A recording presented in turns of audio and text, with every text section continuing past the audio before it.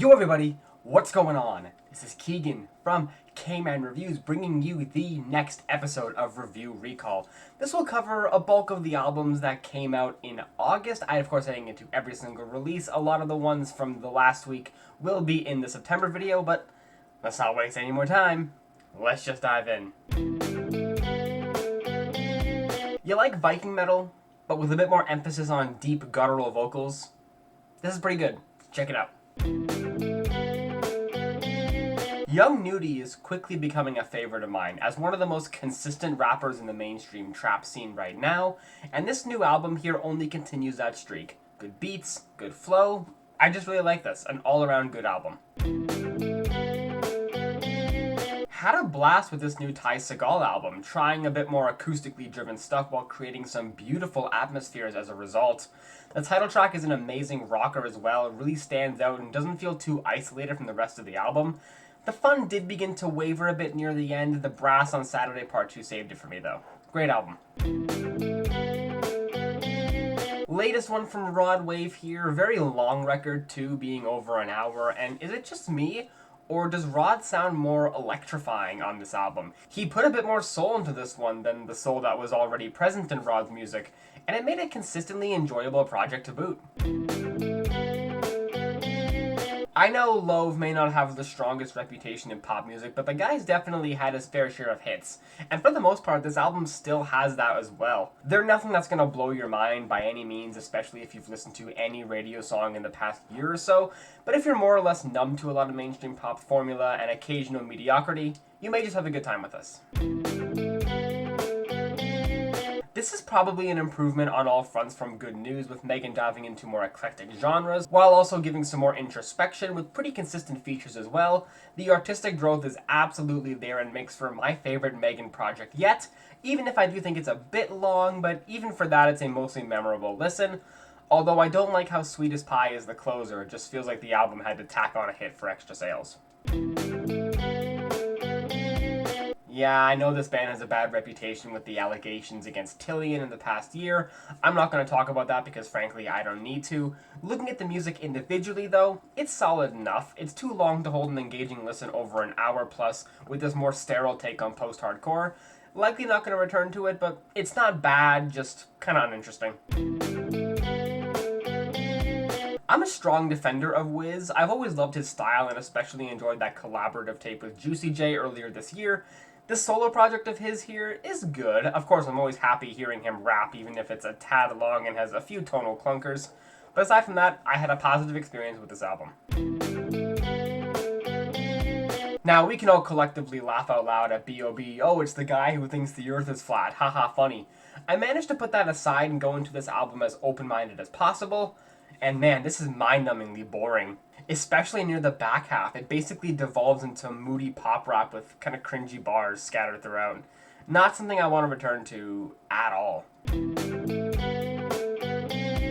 Definitely a lot of technical proficiency on display here with this album, but this feels very one-note, muted, and just really fails to captivate for more than 5 songs. The bulk of the tracklist feels very samey. It's more or less an all-style, no-substance kind of album. Damn. This is a hot album. Tink takes the full dive into R&B and is another compelling addition to the sea of female R&B acts. I especially like this one since it's not subtle, it's an honest and upfront listen, and I think that works to the album's benefit. Very nice stuff here. A good enough K-pop, technically J-pop album here. All around solid performances from all the members, but I think this just lacks that spark to really resonate with the listener. It's clean, it's polished, it's not bad by any means, but I do think there was better released this year. Hands down, the best BLACKBEAR album I've ever heard, but that might only be because he changed his sound up to follow the pop-punk trend, which being a fan of the genre, I'm always open to that. Even with that though, it's definitely not the best iteration of that. I'd much rather listen to MGK's take on it. This album's a bit too shallow and annoying for me to fully enjoy, but BLACKBEAR's been doing something right with his music over the past year or so, and I'm excited to see what else he can accomplish with that. It's marginally better than their last. That's the best compliment I can give. A solid enough return for Bobby, good energy, mindless bangers, the kind of stuff you expect from him. But some of these do feel pretty dated, especially on the first leg, but aside from that, if you can turn your brain off for about 20 minutes, it's a good way to spend that time. This is the third album by this Swedish AOR band, and I really liked it. It's got a lot of catchy moments, amazing vocalists behind this band as well to give a lot of these tracks a monumental vibe to them. If you're looking for more nostalgic metal from the 80s, try giving these guys a shot.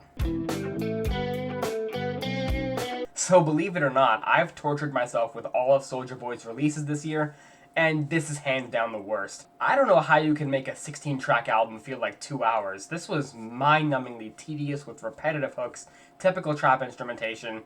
It is such a drag. An all-around great glam metal album playing with some of the fiery riffs, bashing percussion, soaring vocals, and maybe some of the cheesiest formulas I've heard in one of these modern glam metal albums. Thankfully, I have a strong tolerance for 80s cheese, way more than a typical reviewer, so it doesn't bother me at all, and I think this makes for a great album.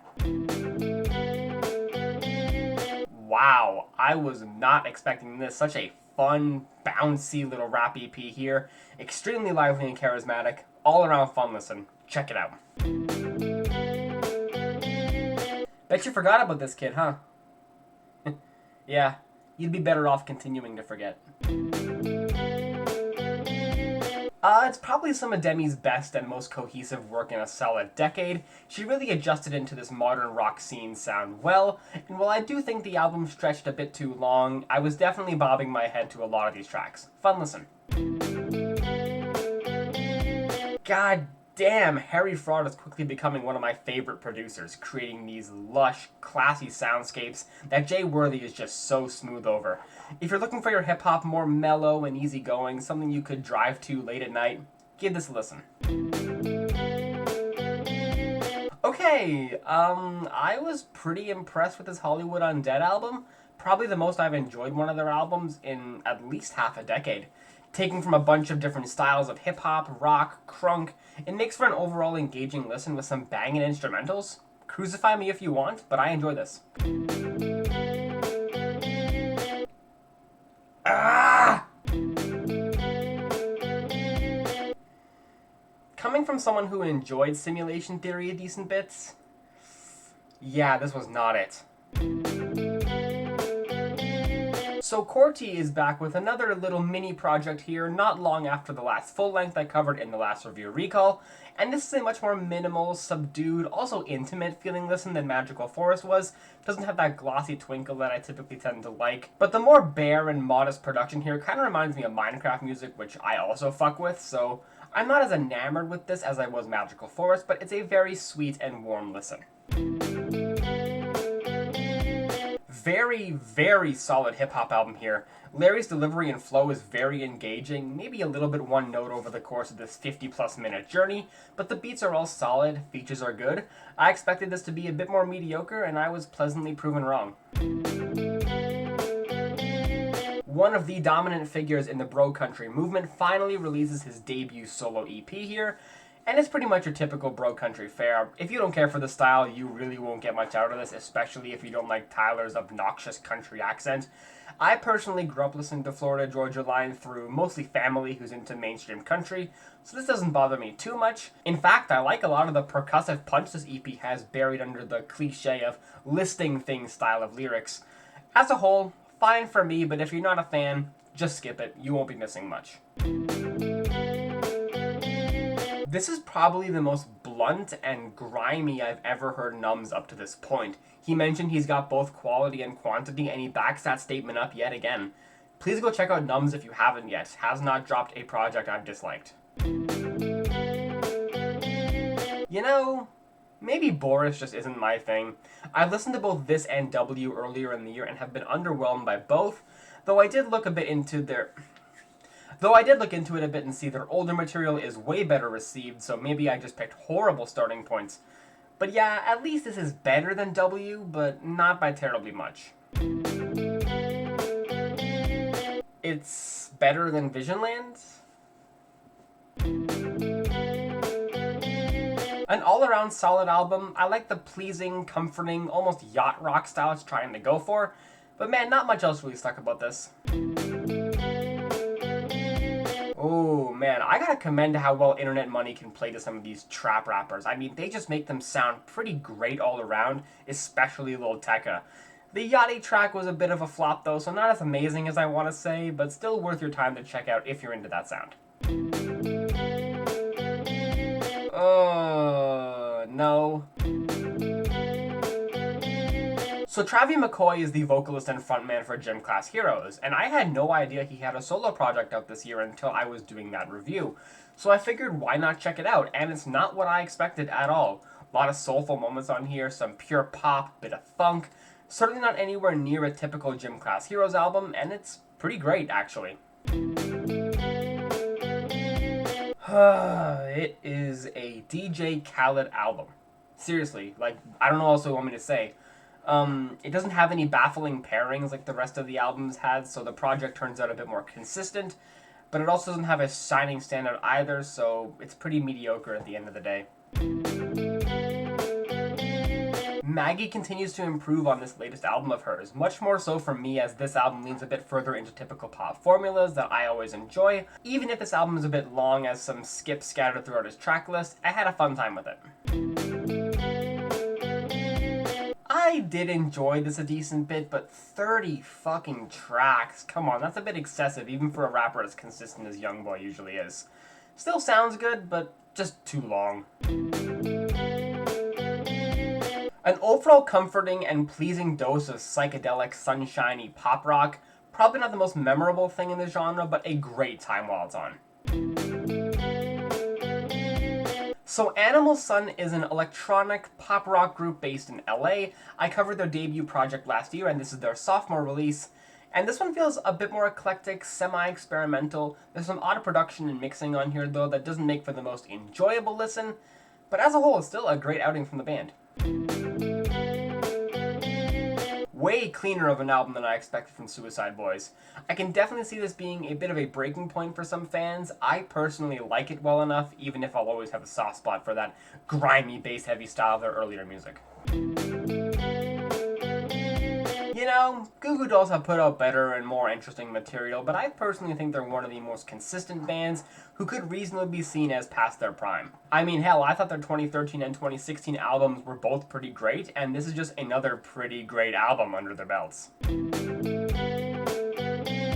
It definitely isn't my favorite of the Haunted Mountain tapes released this year, but if someone said it was their favorite, they'd definitely getting a sincere nod of approval from me.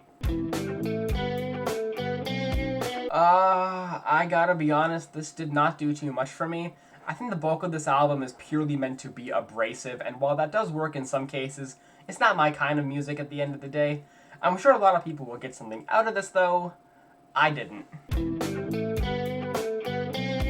A very solid project from Jules here, especially being his 7th this year, I believe. The quality and quantity continue there, and I hope it keeps up.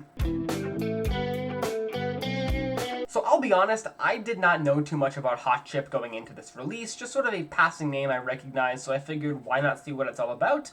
And this was okay. Felt like a bit of a slog with pretty much every track following a same kind of indie synthetic pop style, but there's no track on here that fully commits to a lively banger. It's all kind of just middle of the road and makes the album drag a bit. It all sounds fine, just not a memorable release for me. Now this is a great rap album. Black Thought's no bullshitting flows, Danger Mouse's nostalgic boom bap, jazzy, kind of lo-fi beat selections all across this. It just fires on all cylinders and refuses to cool down even for a minute. Probably one of the best rap albums I've heard this year.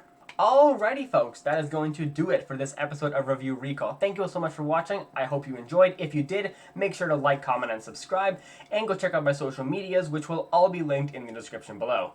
Thank you all so much for watching, and I will see you in the next one. Peace.